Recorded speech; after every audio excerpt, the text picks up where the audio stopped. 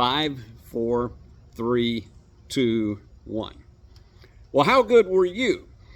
I managed that there are some of you out there that probably got four, maybe even all five of them right if you are one of these nerds like me that you so zero in on all of the specifics about these shows that you were able to nail them.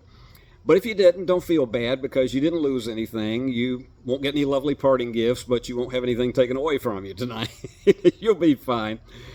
But we move on now to the show that came along the next year. It's not a spinoff because the characters were not originated on the Beverly Hillbillies. Now, you could say there was sort of a second cousin arrangement because Bea Benaderet went from playing Cousin Pearl in the first year of the Beverly Hillbillies to being the star herself of Petticoat Junction that had a similar rural flavor, but the difference was it was a completely different character when she played Kate Bradley, the owner of the Shady Rest Hotel.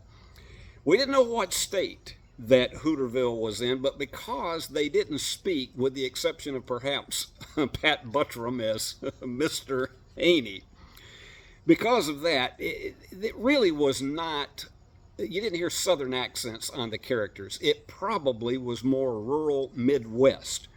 It makes sense to think of it that way, at least, because there was nothing that necessarily said you were from the South. Small town, definitely. Rural area, unquestionably.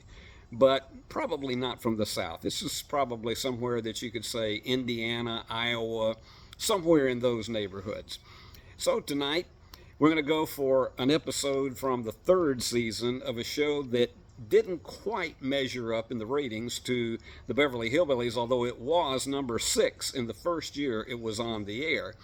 But it still had a long 7-year run that it was one that it became Bea Benaderet's show, and she became one of the few people that had made her mark in television as a supporting character, as she was on Burns and Allen for so long and playing guest roles on the Jack Benny program, and yet she went on to become a star in her own right, the lead star of Petticoat Junction. So let's climb aboard the Hooterville Cannonball and make a stop off at the Shady Rest on Petticoat Junction.